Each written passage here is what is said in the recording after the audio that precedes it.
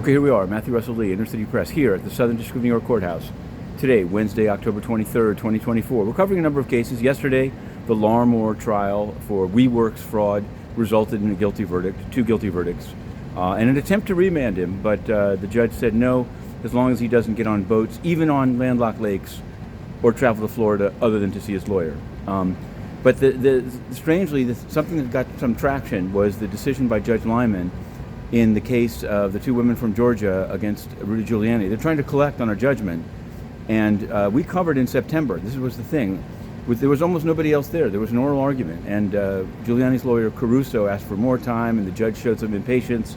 And yesterday, he dropped the hammer, saying that within 7 days of yesterday, Giuliani has to turn into a receiver a series of items, New York real estate, a 1980 Mercedes, a Reggie Jackson signed photograph, and a Yankee signed photograph, and a Joe DiMaggio shirt. We put the whole thing up, and then it kind of went all over. So, but it was interesting because, and then we're going to give you another example. There, yesterday at the D.C. level, Merrick Garland announced this indictment of an IRCG Iranian official for a murder plot. Well, this happened very quietly. The whole case began in the Mad Court with a guy that they'd found walking around with a submachine gun looking for Masih Alinejad in Brooklyn.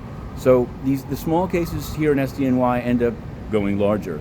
EDNY was in the news yesterday with the Abercromie and Fitch 3 people indictment. 1 is detained. 2 were released on relatively large bond.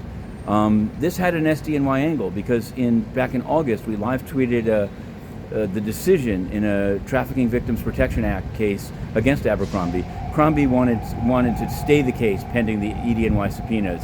That was denied, and yesterday Breon Peace, the U.S. Attorney for the Eastern District, said that his criminal case, which is based on conduct that stopped in 2015, was not based or not related to or driven by, I guess is the key word, the civil cases. Is that true of the Diddy case going forward? We're all over the various, at least 10, more than 10, dozen new civil filings against Diddy here in the SDNY. What more can we say? Today, actually, we're going to getting a little bit heady here. We covered the trial. It was the famous MetaBirkin's case of Maison Rothschild, the artist, and Hermes, the owner of the Birkin bag brand.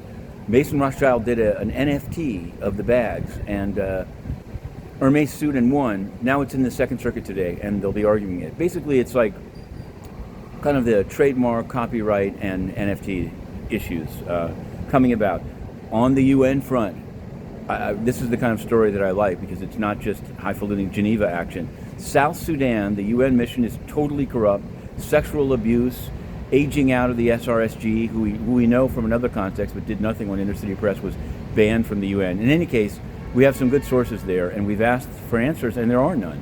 So the UN is rotting from root to tip, and we're going to continue to push it because we have questions, as well as we cover the courts. Okay, Inner City Press, we're going in. We continue. Obviously, the Trump docket, Adams docket. Be watching the Inner City Press various feeds. To be continued.